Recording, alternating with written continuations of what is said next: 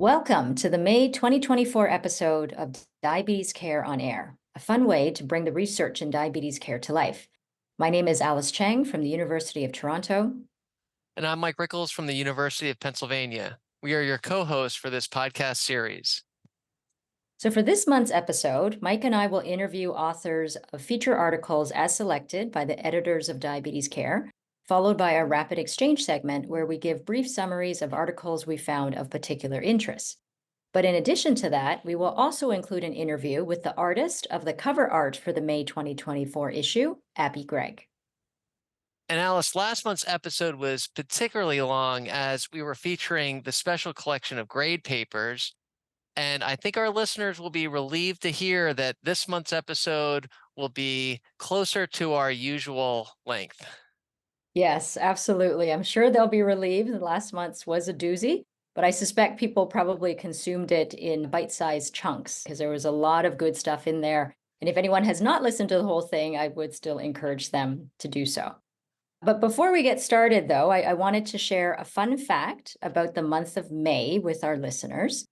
We are frequently discussing the importance of physical activity for the prevention and treatment of diabetes. Therefore, everyone listening needs to know that May 14th is officially known as Dance Like a Chicken Day, which in my mind is still exercise. So on May 14th, Mike, I want you to be sending me a video of you dancing like a chicken. Alice, I really don't think you're going to want to see that. Oh, come on. On that note, let's get started with the content for the May 2024 issue of Diabetes Care.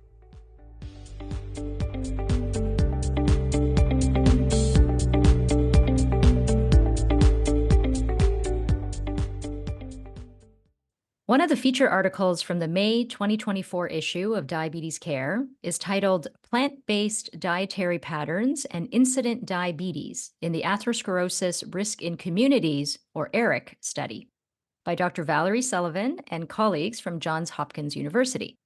I am pleased to be joined by Dr. Sullivan, who is a registered dietitian and nutrition scientist in the Department of Epidemiology at Johns Hopkins University, to discuss her paper in greater detail. Thank you for agreeing to be part of this podcast. Thank you for the invitation. So first of all, congratulations to you and your co-authors on the selection of your paper as one of the feature articles for this issue.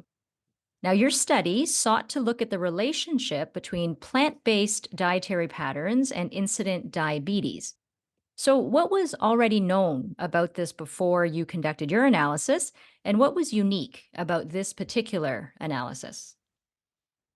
So, several studies have found prior to ours that people following vegetarian or vegan diets have a lower risk of developing diabetes compared to non-vegetarians. And for clarity, I'll define a vegetarian diet as one that excludes animal flesh foods, meat, poultry, fish, but may include animal-derived foods like eggs or dairy. And a vegan diet excludes all animal-derived foods, including meat, fish, poultry, eggs, and dairy. However, in the United States, few people follow vegetarian diets, and even fewer follow a vegan diet. So these studies are primarily conducted in unique populations that have a high proportion of vegetarians, and the observed associations might not be generalizable to the broader US population. And moreover, these categorizations, vegan, vegetarian, non-vegetarian, are defined by the foods that are excluded, which largely ignores the composition of the underlying dietary pattern. When animal foods are excluded from the diet, they're replaced by plant-based foods. So is the lower risk of diabetes really driven by the exclusion of animal foods, or is it the higher intakes of the plant foods that replace them? And furthermore, do you need to completely omit animal foods, or is there benefit to just reducing intake? So to address some of these questions, Dr. Miguel Martinez-Gonzalez and colleagues proposed a pro-vegetarian food pattern, and that was later adapted by Dr. Ambika Satija and her colleagues to account for the quality of plant-based foods consumed. And the resulting plant-based diet index ranks people in a study population according to their relative intakes of animal foods and plant foods. So higher scores are assigned for higher intakes of plant foods and lower intakes of animal foods. So a diet that scores highly on the plant-based diet index is rich in plants and contains fewer animal foods.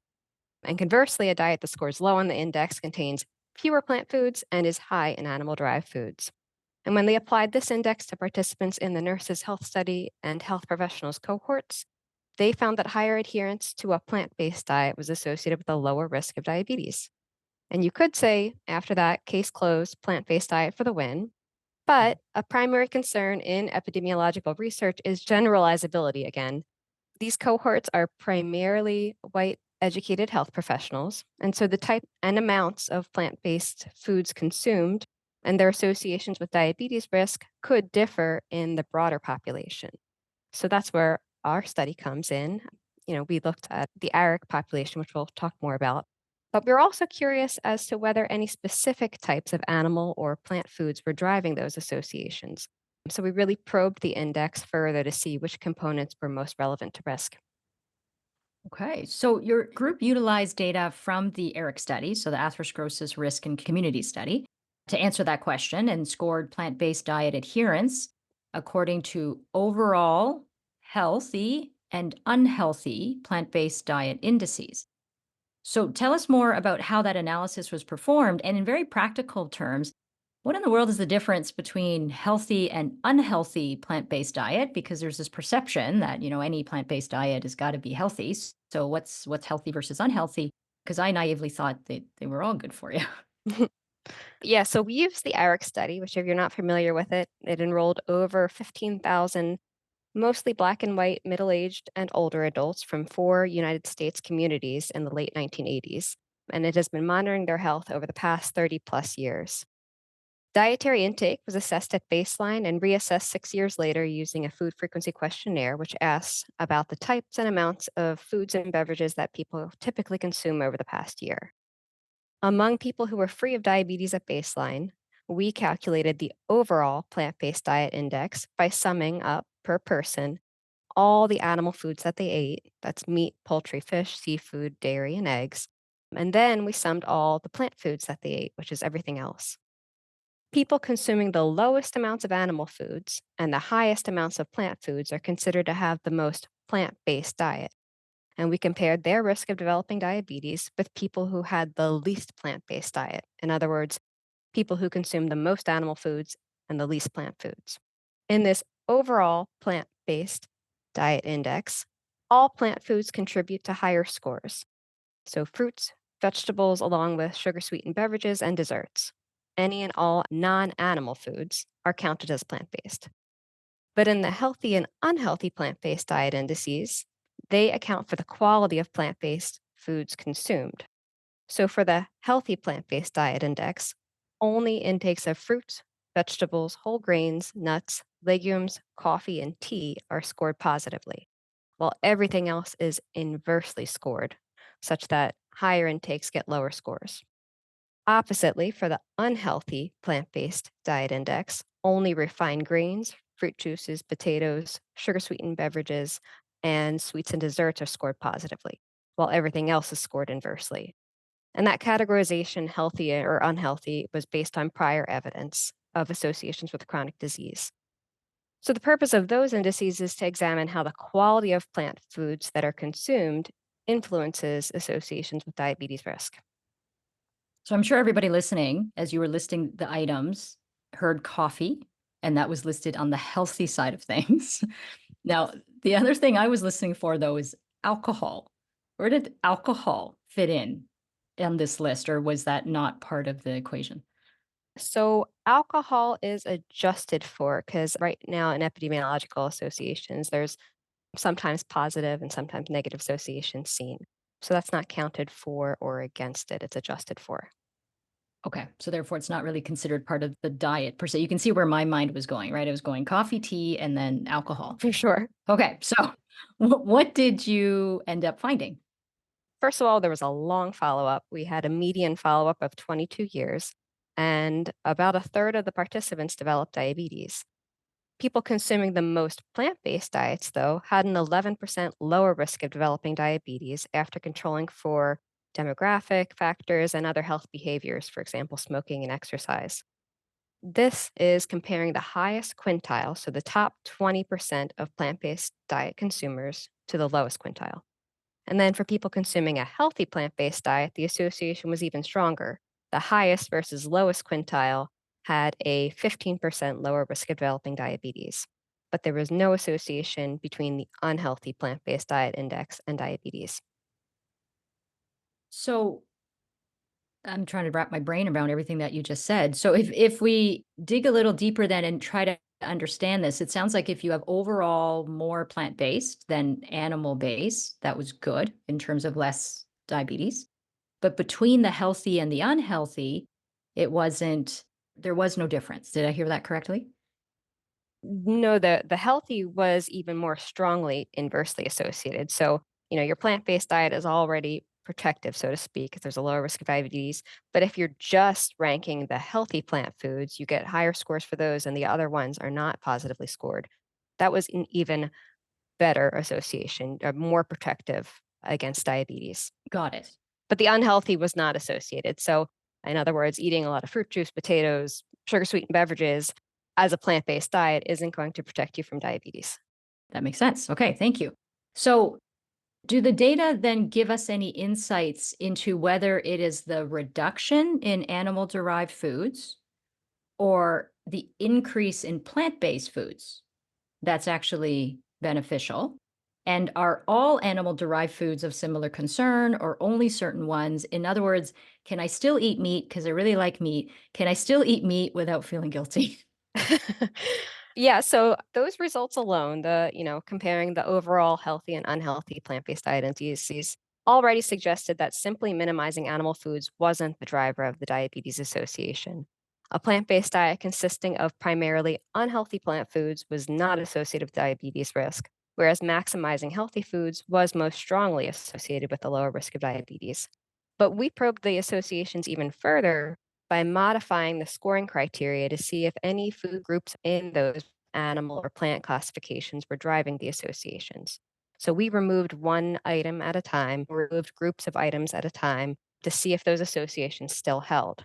And when we took meat out of the scoring criteria, so higher meat intake no longer contributed to a lower plant based diet score, it weakened the inverse association between a plant based diet and diabetes risk, which suggests to us that this was a particularly influential component. And instead, removing all animal foods from scoring except for red meat surprisingly only slightly attenuated the association. This suggests that minimizing all the other animal foods, dairy, eggs, poultry, and fish, didn't contribute much to the lower diabetes risk associated with a plant based diet. Instead, the greater intakes of plant foods, especially healthy ones, were primarily explaining the lower diabetes risk. But as for whether you can eat meat without feeling guilty, I am a dietitian and I believe that you shouldn't feel guilty about what you eat. There aren't good and bad Good foods, point. and Good point. Good point. sustainable, healthy diet doesn't require an all or nothing approach. That was, a useful thing about looking at dietary patterns defined as we do. We're not looking at one food and saying this is eating more of it is bad and eating less is good. It's about the whole dietary pattern. We take all these foods into account. The key is balance and moderation. So none of the participants in our study were vegetarian. All of them ate meat. And making plant foods, primarily healthy ones, the base of your diet while moderating without necessarily eliminating red meat could be beneficial to not just diabetes risk, but other chronic diseases. Okay, that's very clear. That's very clear, and thank you. You make a very good point. I should not feel guilty about anything that I'm doing. It's all about moderation and it's about general quantities and that sort of thing. So yeah, absolutely great point. So what are the proposed mechanisms then through which emphasizing plant foods can lower the risk of developing diabetes? So, our study, of course, didn't look at mechanisms, but we proposed a couple ideas that plant foods, especially minimally processed ones, are high in dietary fibers and phytochemicals that could slow carbohydrate digestion and absorption, so slowing the entry of carbohydrates into your bloodstream. It could promote cellular uptake of glucose, clearing it from the bloodstream faster, and also preserve beta cell function and insulin sensitivity. They could also alter gut microbiome composition and metabolism to reduce intestinal permeability and reduce inflammation. And also, eating more plant foods is associated with a lower body weight and less weight gain over time. So, excess weight is a strong risk factor for diabetes, and many plant foods, especially minimally refined ones, have low energy density and promote satiety with lower calorie intakes, which could support healthy weight maintenance. And then finally, what are the next steps and future research questions that need to be answered? Well, for one, plant based diets are growing in popularity, and there's a plethora of ultra processed plant based foods now available that didn't exist in the 1980s population that we studied. So it's important to examine what a modern plant based diet looks like and understand its association with diabetes. And two, application of omics approaches to study plant based diets could help us understand the mechanisms underlying these associations. So, Dr. Hunju Kim and our research group has already done some work looking at metabolomic signatures of plant based diets and their associations with kidney disease. But linking these metabolites to incident diabetes would be a great next step to identify pathways through which a plant based diet lowers the risk of diabetes. Very cool. So thank you. Thank you very much, Dr. Valerie Sullivan, for sharing your expertise with us today. This whole conversation reminds me of that expression, you are what you eat. And despite everything that we know about the impact of food on both physical and mental health, it can be challenging, right, to make healthy choices all the time. And I think that really speaks to our complicated relationship with food. And I think that's why, as a society, we probably need to have this conversation more. And that's also why registered dietitians are so important as part of the team when it comes to managing diabetes or just general health, I would say. And again, I'm going to try to summarize this properly and correct me if I'm wrong. Essentially, what I'm going to take away from this is that trying to have a dietary pattern that is higher in healthy plant-based foods or mostly healthy plant-based foods is a good idea in terms of reducing future risk of diabetes. You do not have to eliminate meat-based foods or animal-based foods per se, but red meats were not as favorable in terms of the choice. And that's pretty much what I got from you. And I'm thinking about what I'm eating, and I'm thinking I'm not too far from that. So it's certainly stuff I can keep working on. So thank you very much again, Dr. Sullivan. And I encourage our listeners to read the full article in the May issue of Diabetes Care.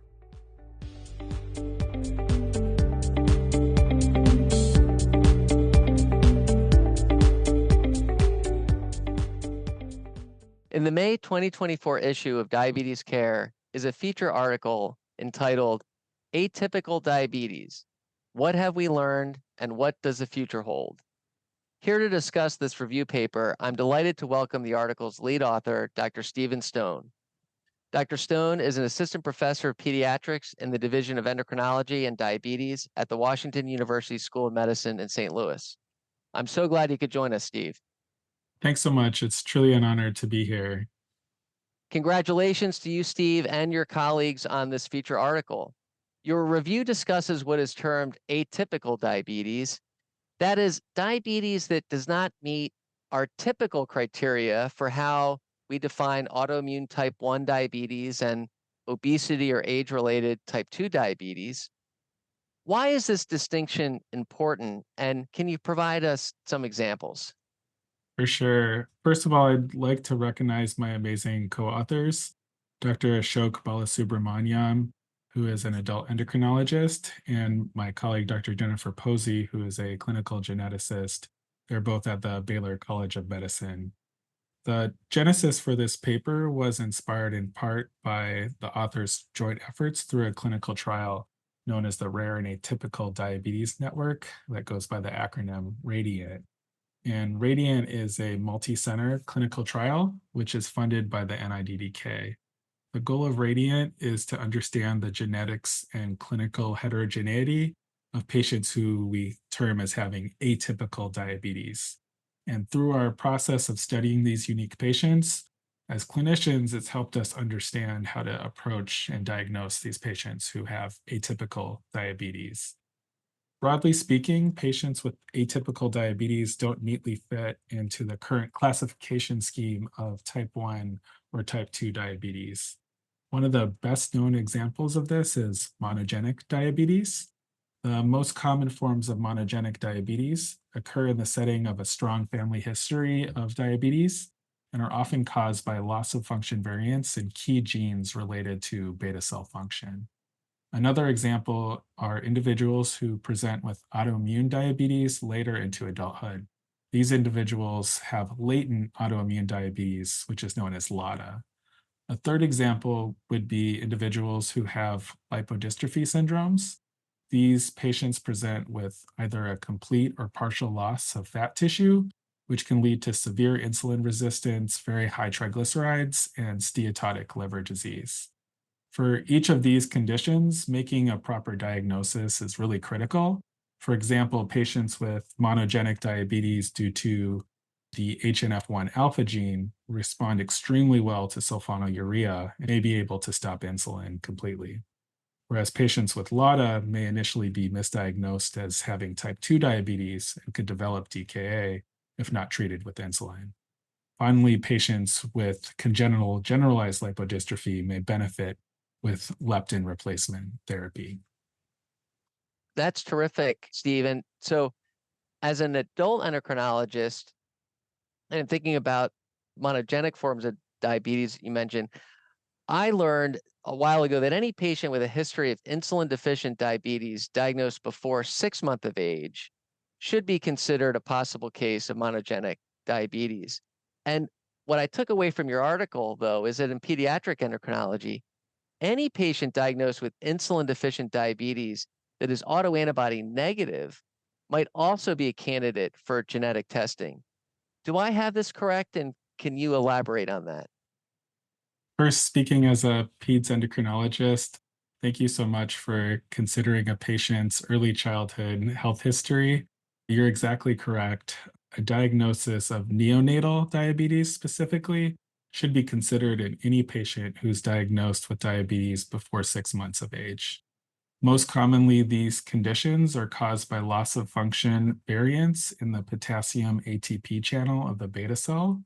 Two genes form the potassium ATP channel, ABCC8 and KCNJ11. This channel is responsible for the membrane depolarization and subsequent calcium flux into the beta cell, and therefore misfunction of this potassium ATP channel results in the inability to secrete insulin from the beta cell and severe insulin deficient diabetes at a very young age. In terms of other forms of monogenic diabetes, taking a careful family history is really important. Many monogenic forms of diabetes follow an autosomal dominant pattern of inheritance. Therefore, you'll often find a relative with history of diabetes stretching back 3 or even 4 generations. Perhaps each family member will have a similar age of onset or clinical presentation, and important work has been done to help clinicians calculate the potential risk that a patient has for monogenic diabetes. In our paper, we share a helpful online tool from Exeter University, allowing you to calculate a patient's risk of monogenic diabetes using readily available clinical information such as age of diagnosis, BMI, and at what stage they began to use insulin. In our paper, we argue for more widespread measurement of diabetes autoantibodies. The 4 most common antibodies found in people with the autoimmune component of diabetes are GAD65, IA2, insulin, and ZNT8. Unfortunately, these antibodies can wane over time. Therefore, really at diagnosis is the best time to collect these antibodies. And if a patient has negative antibodies and has other atypical or syndromic features, a strong family history, that could be the first clue to a diagnosis of monogenic or atypical diabetes.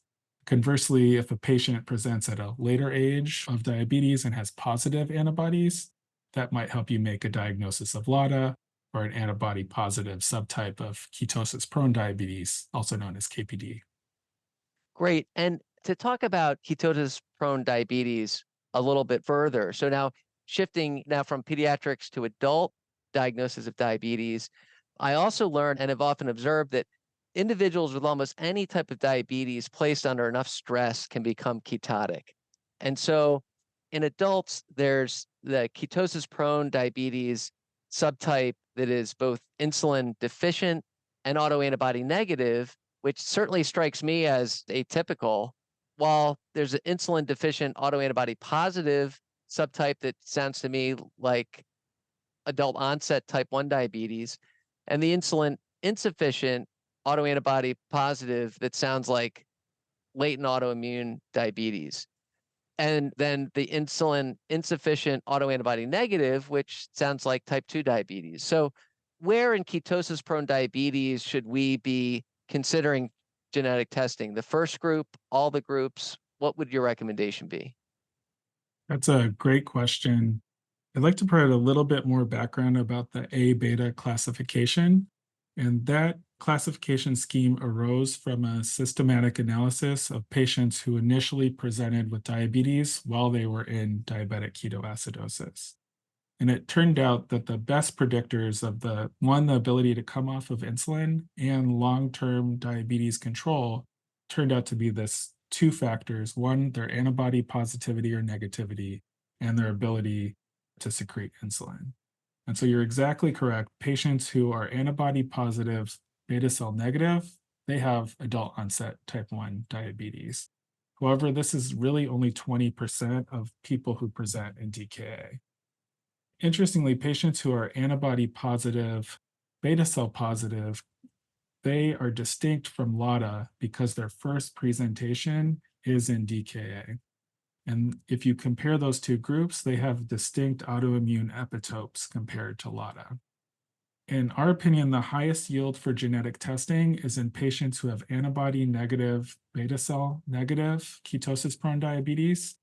Many of those individuals have since been found to harbor loss of function variants in known monogenic diabetes genes. The most interesting category from a research standpoint are the individuals who are antibody negative, beta cell positive ketosis prone diabetes.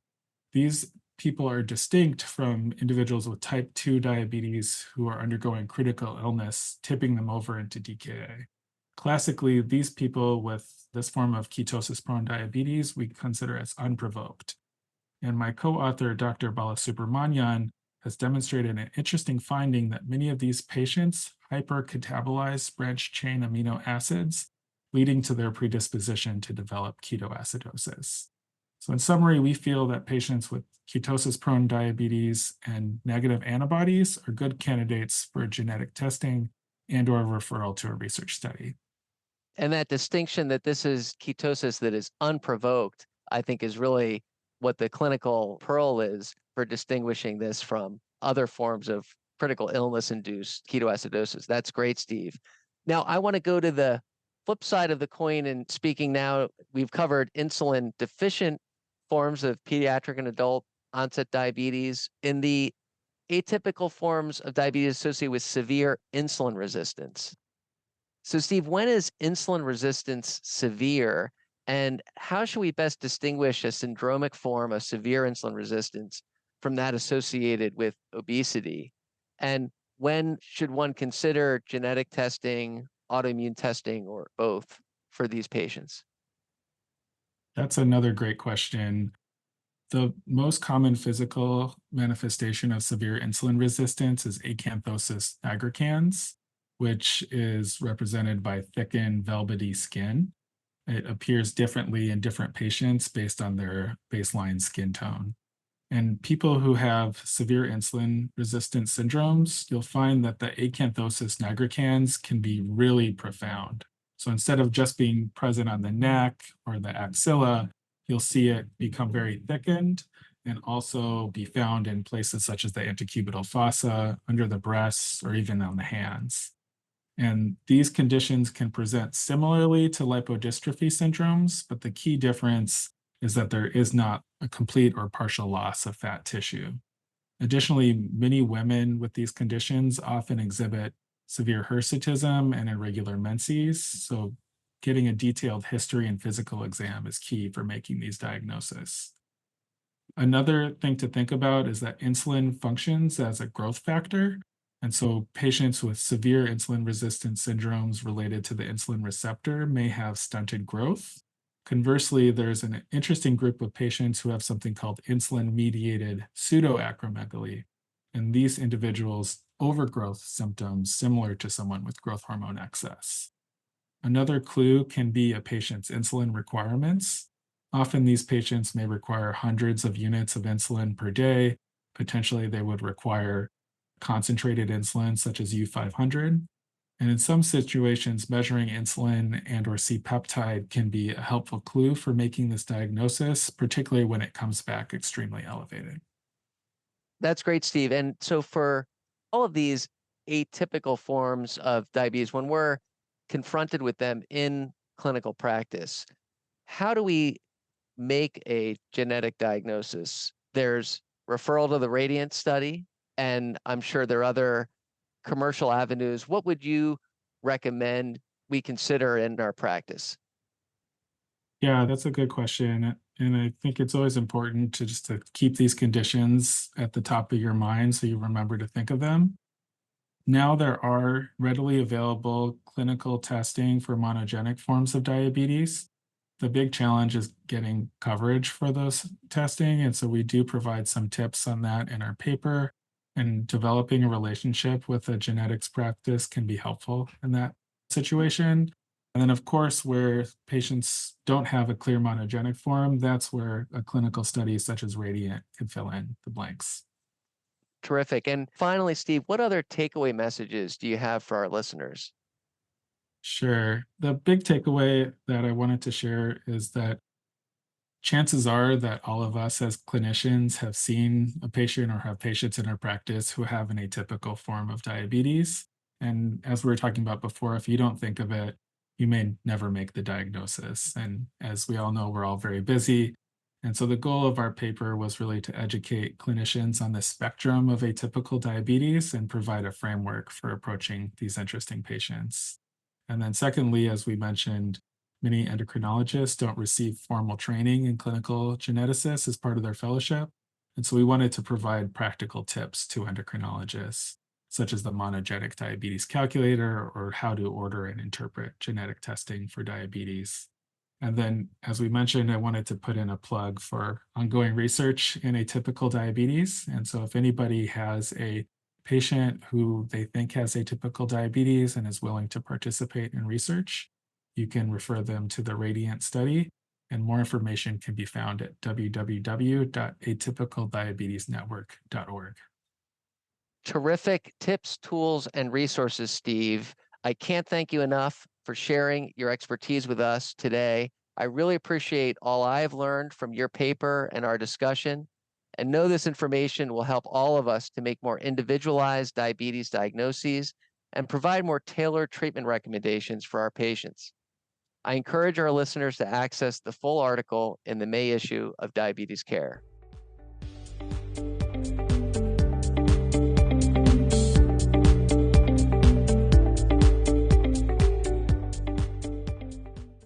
The May 2024 issue of Diabetes Care features cover art, which is an acrylic and oil painting by Gregg, a painter and part-time art professor at Oglethorpe University, Kennesaw State University, University of Colorado, Denver, and SCAD Atlanta. Thank you so much for joining me today and agreeing to be part of this podcast. Thank you so much for having me, Alice. So congratulations to you, Abby, for having your art featured on this month's cover. Very exciting. Before we discuss this specific image, can you tell us more about your journey in art? When did the passion begin? What are your inspirations? And what are central themes in what you create? Sure. So I've been an artist my entire life, and it's always been a massive part of who I am. I have always really stubbornly held on to the title of artist. And I have always been hugely inspired by nature and just the wonder that can be found in our interconnected ecosystems that we are a part of. So I'm urged to create partly out of my own climate anxieties and from just like the endlessly interesting natural world that we're a part of. I find that I learn something new every day just from watching like the critters in my backyard. And I love thinking about the fact that we are a part of an entangled ecosystem. So a lot of my central themes in my work are based on imagining ecosystems that are often overlooked and trying to build open-ended visual narratives based on interactions between beings in my paintings. It's very cool. Just listening to you talk, you can really hear that passion. And I really like what you said about how you really hang on to that title of artist because you deserve it, for one, and it makes a lot of sense. And the featured art for this particular May issue cover is entitled Spongy Relationship, which has nothing to do with SpongeBob, because that was the first thought that came to my mind when I saw the title. But please tell us more about this piece and what it means. Yeah, so this series was loosely inspired by coral reefs. And I learned that corals are animals that contain this photosynthetic algae that actually photosynthesizes for them, feeding the corals in exchange for some kind of shelter. And I'm really inspired by these kinds of symbiotic relationships. And it kind of makes me think about what it might be like if we had a more symbiotic or reciprocal relationship with our home and our planet. I love thinking about like what it might look like if we fed our home the way that this photosynthetic algae feeds its coral. So a lot of the time I'm looking for metaphors in the natural world and pulling relationships and pulling poetic ideas from things that I see or things that I learn about or research on and pull them directly into my studio and see how they manifest in my paintings. And when it comes to offering art for the cover of Diabetes Care, we're certainly encouraging people to do so. And we are often asking anybody who has any kind of connection with diabetes, no matter how tangential, to consider this. So if you were now talking to someone who's listening, who's actually thinking about maybe submitting something, but they're not a professional artist, right? They do not technically have that title of artist that they can really hang on to. What kind of advice would you give them?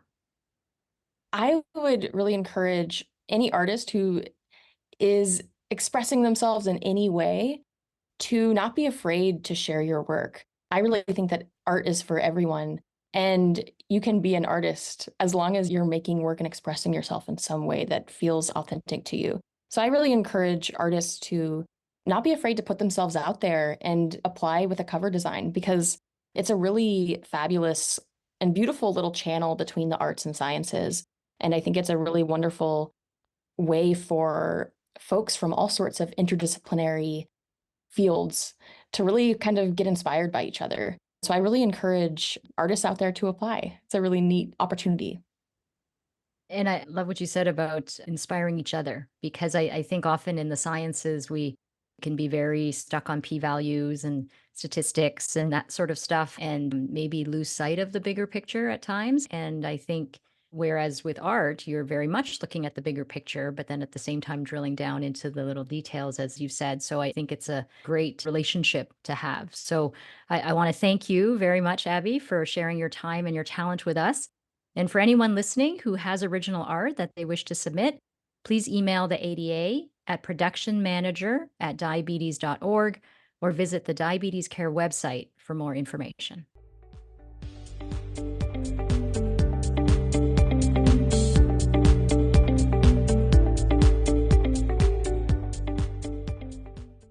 Let's move on now to our rapid exchange segment, where Mike and I chat about some of the articles we found particularly interesting this month. Mike, would you like to start us off? Sure, Alice.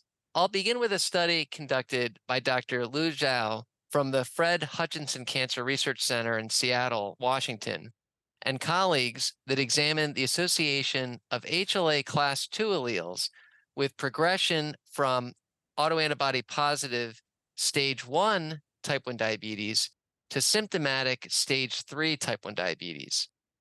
The authors genotyped 8 HLA class II genes in over 1,200 participants from 2 TrialNet-sponsored studies and found that both HLA DQ and DP were associated with disease progression. Now, these results extend our understanding that the risk of HLA class II polymorphisms hold not just for the development of autoantibody positivity and the initiation of autoimmunity in type 1 diabetes, but also for the development of clinical type 1 diabetes. And so this means that genetic analysis could also be useful to inform in individuals with autoantibody positivity what their risk for diabetes development will be.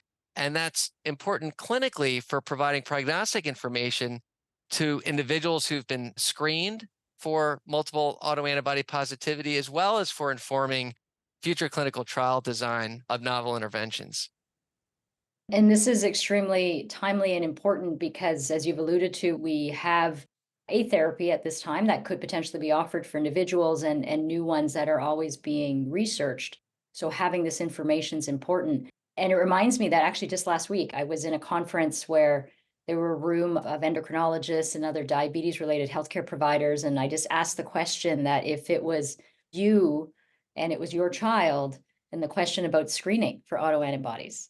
And it was fascinating how it was not a slam dunk by any means that this educated group of people would get their own children screened. And we had this fascinating conversation as to the emotional burden and what it meant and all of that. So I think this whole field is very interesting and one that keeps changing and that will keep evolving, I guess is the best way to describe it. So my first pick for this month is a retrospective cohort study from Japan that asks the question, how important is it to maintain glucose levels in the target range in older adults with cognitive impairment? Mr. Taiki Sugimoto and colleagues from the National Center of Geriatrics and Gerontology in Obu, Japan, look specifically at the impact of diabetes and A1C levels on mortality.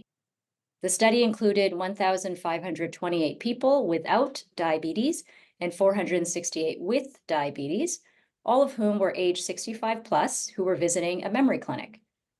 Over a median follow-up of 3.8 years, 17.7% of the study population died. The target A1C range was based on recommendations from the Japan Diabetes Society and the Japan Geriatric Society, which were based on the age, frailty level, and treatment type for each person. In general, it ranged from about 6.5 to 8.5%, depending on the case. Now, compared to those without type 2 diabetes, A1C levels above and below the target range were associated with increased risk of death, but those within range were not at higher risk. Now, to me, these data support the continued importance of trying to reach glycemic targets safely, even in the presence of cognitive impairment, which does not always happen clinically. I couldn't agree more, Alice. And on the flip side of the coin, Dr. Leah Cahill from Dalhousie University in Halifax, Canada, and colleagues examined the association of intensive glycemic control targeting a hemoglobin A1C less than or equal to 6.5% on major coronary artery disease events by the presence of a haptoglobin phenotype with impaired antioxidant capability. The authors utilized samples from over 3,000 participants with type 2 diabetes in the ADVANCE study and found a significant reduction in coronary artery disease event risk with intensive glycemic control among the 40% of the study cohort with the haptoglobin HP22 phenotype, and no benefit of targeting an A1C less than or equal to 6.5% on coronary artery disease event risk among the 60% of the cohort without this HP22 phenotype. While this effect was only seen among those without a prior history of known cardiovascular disease, these findings confirm those of the ACCORD study and so further support that personalizing the approach to primary coronary artery disease prevention in type 2 diabetes should include intensive glycemic control in those with the HP22 phenotype. This is so interesting data because it really is moving us that much closer to truly personalized medicine, eh? So to be able to figure out exactly what this person sitting in front of you requires, because right now we kind of blanketly offer glycemic management because we believe that it will work, but obviously will work better in some than it will in others. So this is great. It's moving us forward. For my next one, we are going to go across the pond to the United Kingdom. Dr. Liu Yuan Tan and colleagues from the University of Birmingham assessed the associations between socioeconomic deprivation and the risk of sight-threatening diabetic retinopathy in people with type 1 and type 2 diabetes. They analyzed data from over 175,000 people with diabetes and noted the following. Among those living with type 1 diabetes, the risk of sight-threatening diabetic retinopathy was 3 times higher in the most deprived quintile compared to the least deprived quintile. In type 2 diabetes, the most deprived quintile had a 28% higher risk than the least deprived. This difference was seen even within a country like the United Kingdom with free universal health care, which really reminds us that there are persistent health disparities linked to poverty that go beyond just the cost of the healthcare itself. This is a pattern that has been seen in Canada as well, and I think is a wake-up call to consider strategies to improve health equity.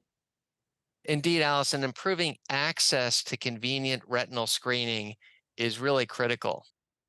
My final pick comes from Dr. Jen Scher from Yale University in New Haven, Connecticut, and colleagues who report on data from the Type 1 Diabetes Exercise Initiative pediatric study, examining factors that influence post-exercise glycemia in youth with type 1 diabetes in the real world. 251 adolescents with type 1 diabetes recorded more than 3,000 physical activity sessions, each over about a 10-day period, using both continuous glucose monitoring and actigraphy. The authors observed that nocturnal hypoglycemia was higher on nights following longer daytime activity duration of more than about 60 minutes. This information could really help better inform decision support and automate insulin delivery algorithms towards post-exercise insulin dose adjustment that might help to reduce the burden of exercise-associated hypoglycemia for youth living with type 1 diabetes. All very useful, practical information, and certainly something that people struggle with. And with children, certainly, I think the timing of physical activity is a challenging one because they're literally running around all day long. So I think this kind of information can certainly be helpful. Now, my last pick allows us to come full circle, Mike, back to Dancing Like a Chicken Day on May 14th. Dr. Angelo Sabag and colleagues from the University of Sydney in Australia assessed the association between the timing of aerobic, moderate to vigorous physical activity and all-cause mortality in adults with obesity, including a subset with type 2 diabetes. The core sample of over 29,000 adults with obesity were from the UK Biobank accelerometry substudy. Aerobic, moderate to vigorous physical activity was defined as lasting for 3 or more minutes continuously. Compared to the reference group of people with no daily sustained aerobic exercise, mortality risk was the lowest for evening moderate to vigorous physical activity with a hazard ratio of 0.39. Afternoon and morning exercisers also had less mortality, but not as much, with hazard ratios of 0.67 and 0.6 respectively. Similar patterns were seen for cardiovascular disease and microvascular disease. So what does that mean, Mike? That means that the chicken dancing should take place in the evening. Well, Alice, you're still not going to get that video of me doing the come chicken on. dance on May 14th, but dinner and dancing has been an ancient tradition across many cultures that undoubtedly had figured out these health benefits to evening exercise long before this study. And so this brings us to the end of our May 2024 episode of Diabetes Care on Air. A big thank you to Abby Gregg, Dr. Valerie Sullivan, and Dr. Stephen Stone for spending time with us this episode. Remember that Diabetes Care is continuing to take submissions of original art for consideration to be included on a future journal cover. Don't forget to subscribe to get notifications about each new episode, and thank you for listening.